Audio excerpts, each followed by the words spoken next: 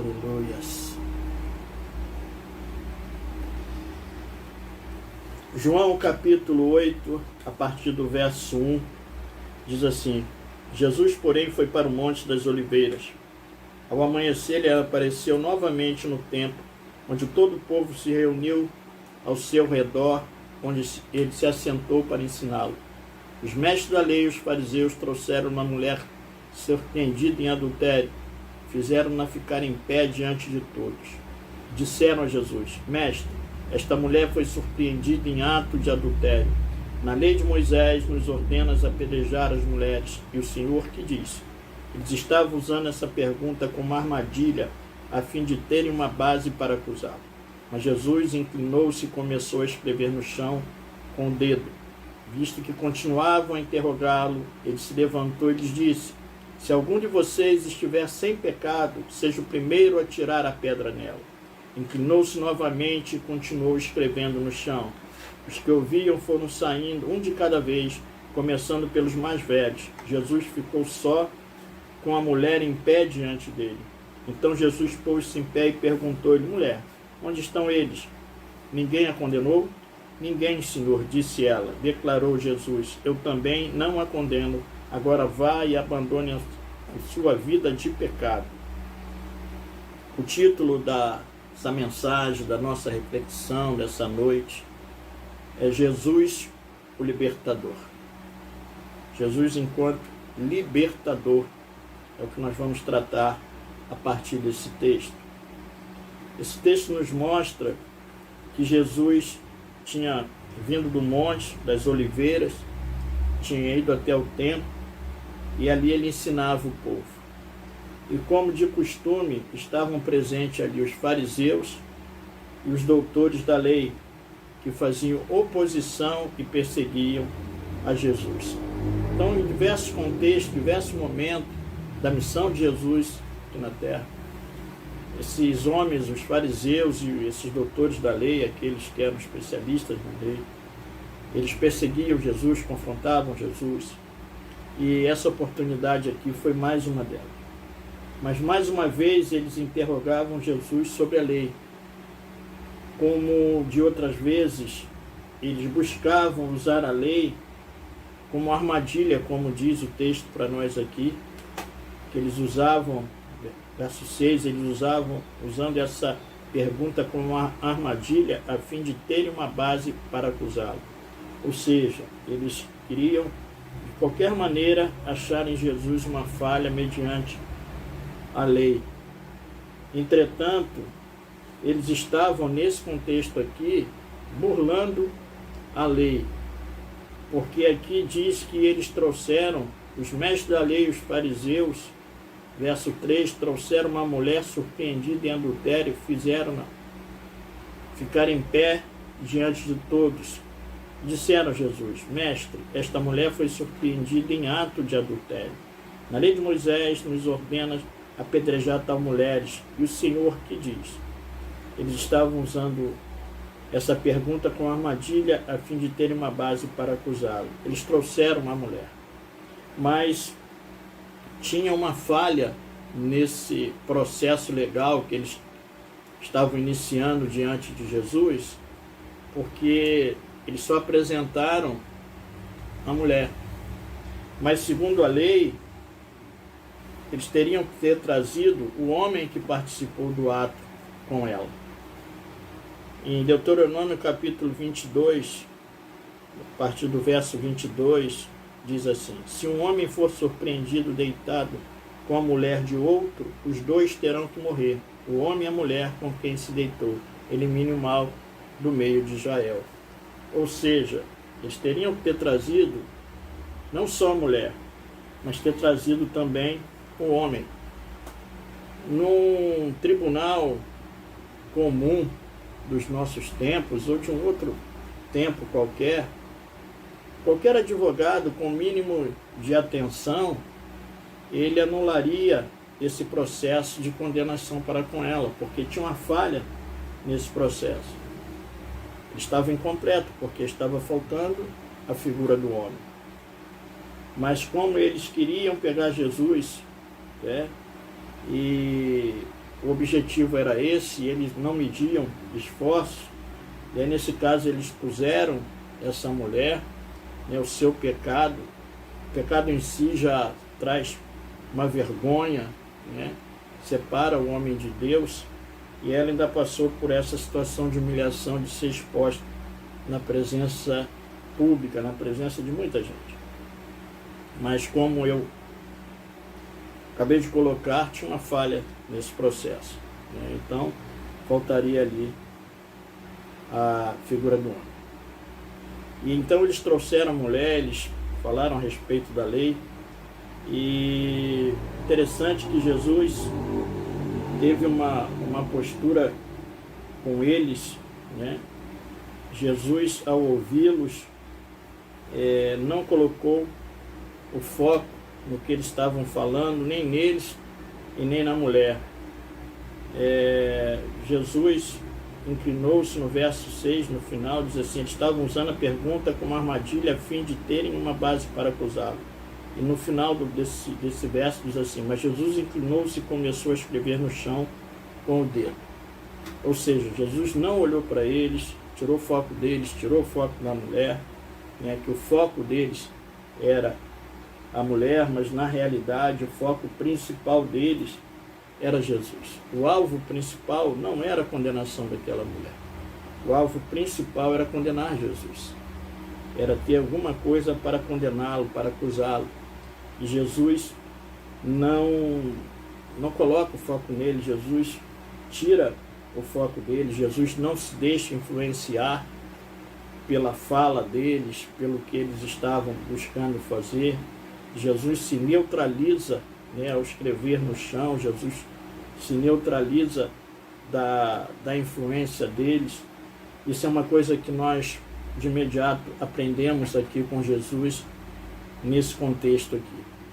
Muitas vezes nós somos interrogados por pessoas, muitas vezes as pessoas trazem causas até nós, trazem causas de outras pessoas, como esses homens estavam trazendo aqui a causa dessa mulher, e por não vigiar nós acabamos sendo influenciados por essas pessoas que vêm até nós.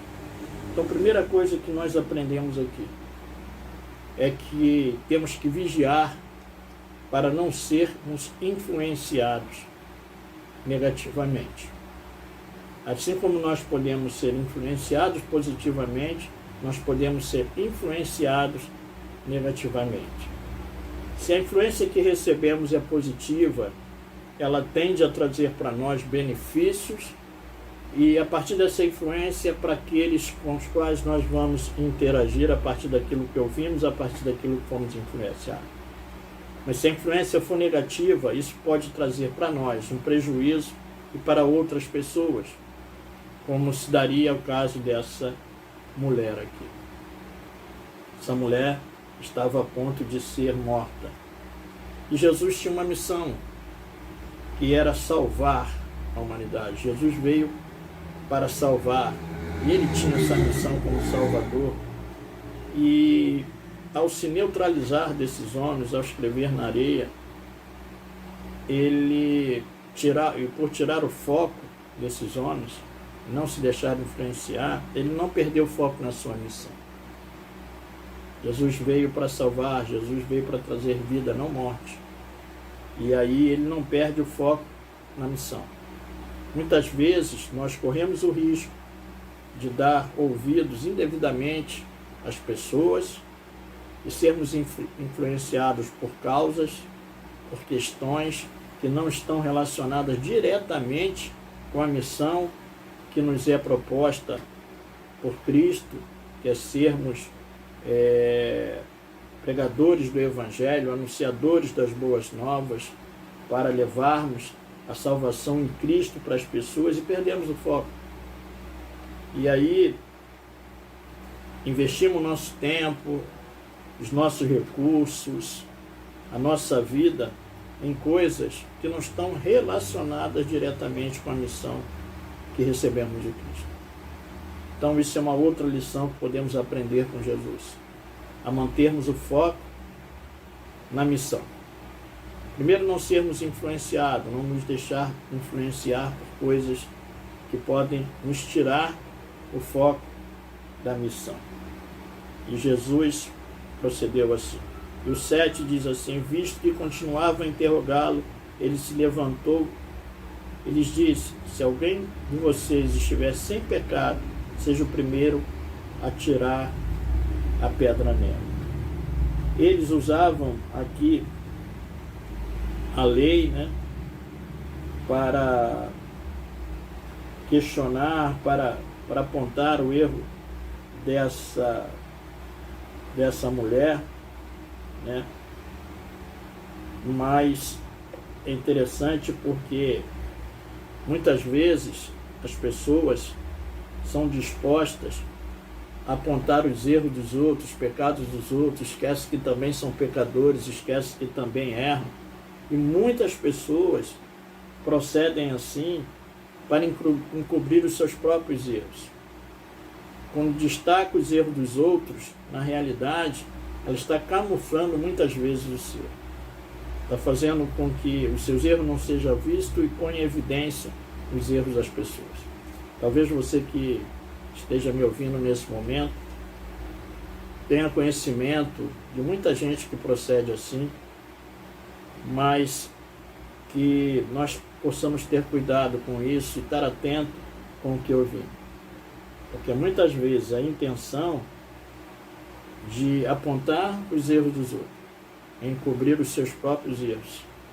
E aí nós precisamos ficar atentos, não só para não sermos influenciados por esse tipo de pessoas, mas também para não agirmos assim.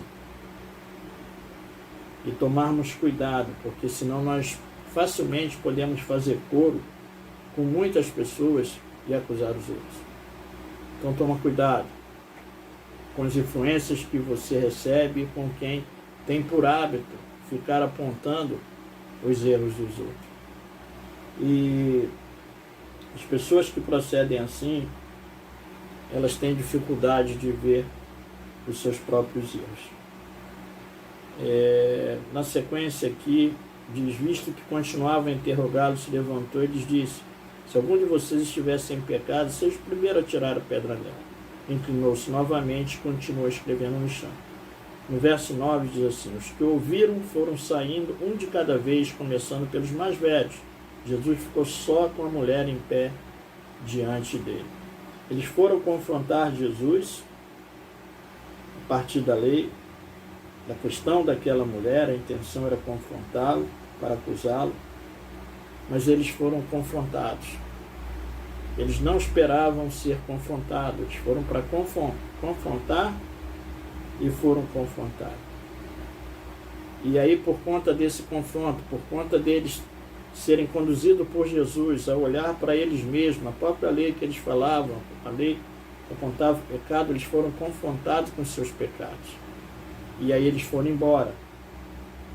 E é muito interessante, porque muitas vezes as pessoas gostam de confrontar, mas não suportam ser confrontadas. Em geral, quem gosta de confrontar não suporta o confronto. Isso é um erro que acontece. É muito fácil acusar, é muito fácil confrontar, mas quando nós somos confrontados com os nossos erros, quando os nossos erros são apontados, os nossos erros são evidenciados diante de nós, e aí nós não suportamos. Foi o que aconteceu com esses homens.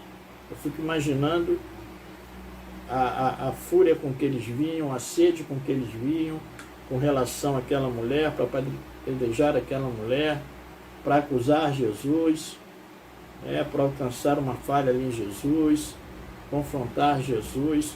E depois que Jesus o confronta, fico imaginando o cenário que se formou ali de silêncio, e cada um sendo obrigado a olhar para o seu interior, como Jesus falou: quem não tem pecado, atire a primeira pedra.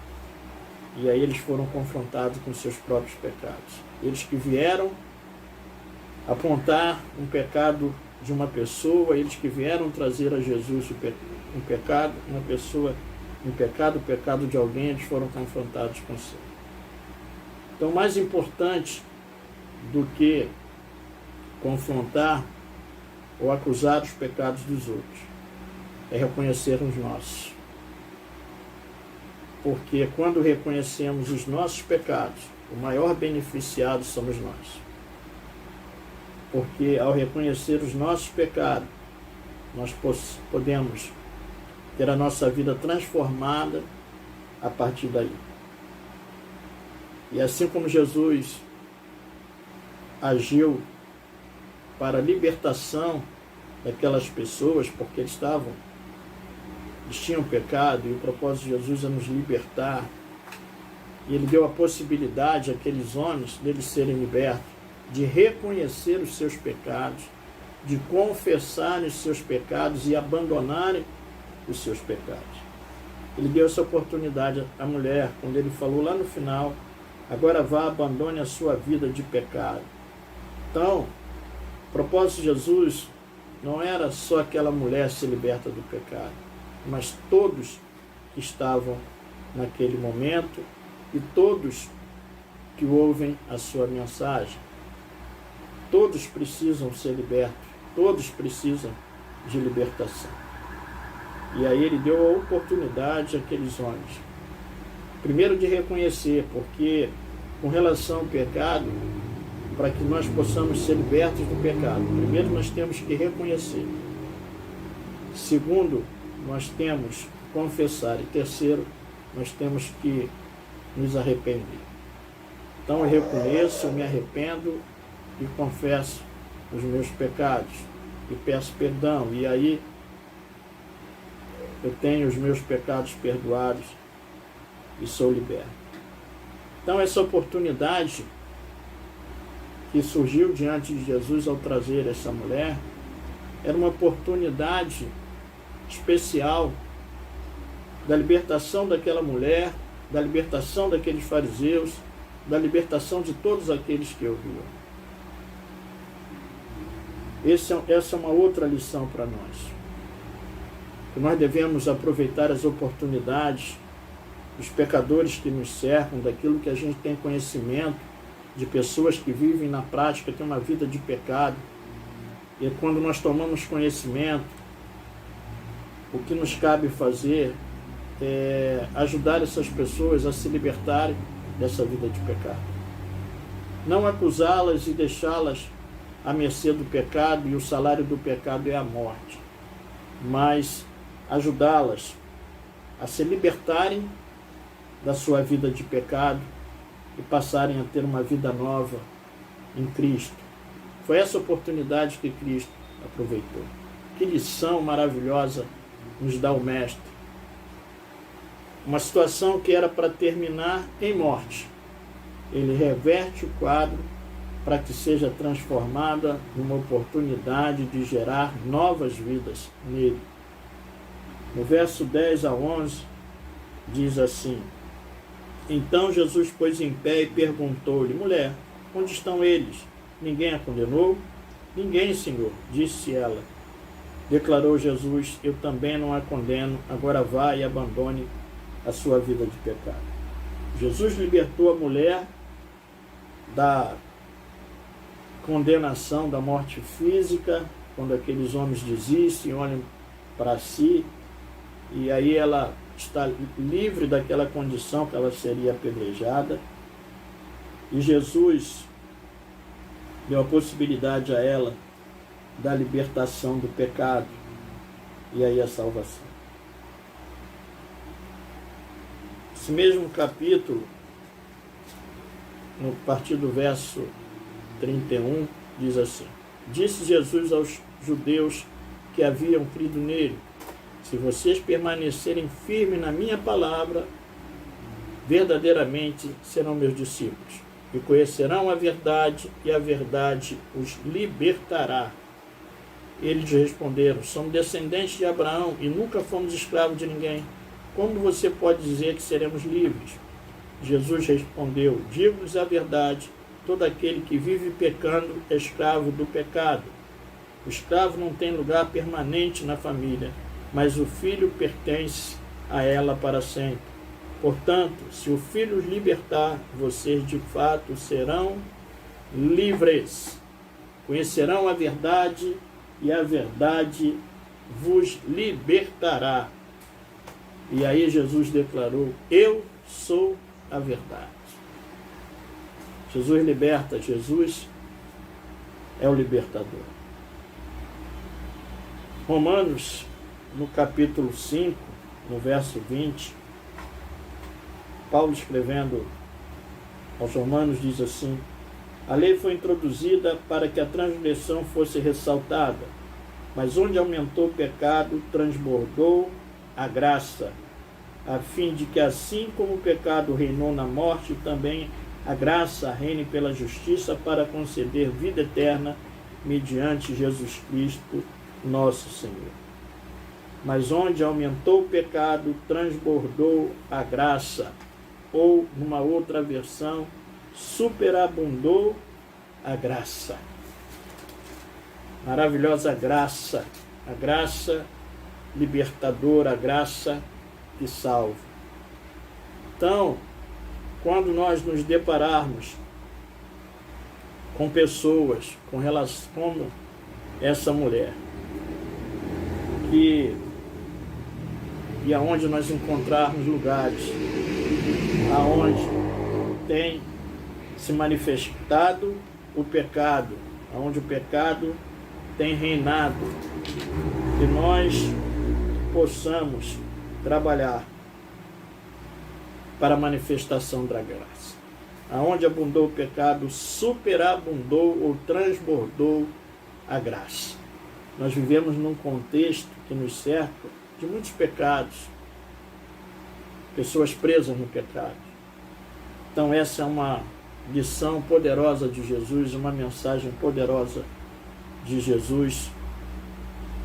E Paulo foi usado dessa forma para orientar aqueles discípulos da igreja de Roma. E essa palavra era para eles e para nós. Onde abundou o pecado, superabundou a graça. E que a graça do nosso Senhor Jesus Cristo, ela se manifeste através de você, por meio de você, aonde você estiver, para que os pecadores, eles se arrependam e eles tenham uma nova vida em Cristo. E para terminar, João capítulo 10, no verso 10, diz assim: o ladrão vem apenas para roubar, matar e destruir. Eu vim para que tenham vida e a tenham plenamente. Ou numa outra versão, para que tenham em abundância. O diabo vem para matar, roubar e destruir, mas Cristo veio para que tenhamos vida, para dar vida. E aí seria um paradoxo, uma contradição aqui. Aquele que veio para dar vida, concordar com a morte e levar alguém à morte. Ele veio para a vida, ele é vida, e veio para dar vida. O diabo veio para matar, para roubar e destruir, mas Cristo veio para dar vida e vida e abundância. Fica com essa palavra, que você possa ter recebido lições importantes a partir daquilo que você ouviu hoje, e que você possa reler esse texto, meditar nesse texto, e que Deus possa falar com você para além daquilo que eu meditei junto com você aqui, que eu preguei aqui essa noite, mas que o Espírito Santo possa continuar falando com você, que Ele possa ter falado com você essa noite a partir dessa palavra, e que Ele possa continuar falando. Que muita gente, que muitas pessoas, que muitas vidas possam ser alcançadas por Jesus, através da sua vida. Que muitas pessoas, como essa mulher, estavam condenadas à morte pelo pecado, e à morte eterna, porque o pecado afasta o homem de Deus. E essa é a morte. A morte existe sobre 3 aspectos. A morte existe no aspecto físico, a morte existe no aspecto espiritual, e aí ela pode ser temporária, o homem pode viver afastado de Cristo e pode se reconciliar com Cristo, ou a separação pode ser eterna e aí a morte eterna. Mas, ao contrário da morte eterna, existe a vida eterna, e que muitas, mas muitas pessoas possam alcançar a salvação e alcançar a vida eterna, através da palavra do Senhor, através da sua vida, em especial do que nós ouvimos aqui essa noite. Senhor Jesus, muito obrigado. Muito obrigado por esses ensinos maravilhosos que o Senhor nos transmite através da tua palavra, através dessa passagem. Senhor, que muitas vidas que estavam condenadas pelo pecado, que possam ser libertas e alcançar em Ti a salvação. Alcança, Senhor, muitos através de nós, liberta muitos através de nós, mas liberta primeiro a nós. Que assim como aqueles homens foram confrontados por Ti, foram obrigados a olhar para si, que nós possamos, antes de olhar para os outros, nós possamos olhar para nós mesmos e possamos nos tornar livres, Senhor, reconhecendo os nossos pecados, confessando a Ti os nossos pecados, nos arrependendo dos nossos pecados e confessando a Ti. Porque é assim que a Sua palavra nos orienta a fazer, confessar a Ti, para sermos perdoados. Pai, em nome de Jesus, mais uma vez, muito obrigado, Senhor, pela Tua palavra. Que o Senhor possa ter falado com o Seu povo essa noite através da Tua palavra, e que o Senhor continue falando, Pai. Em nome de Jesus. Amém.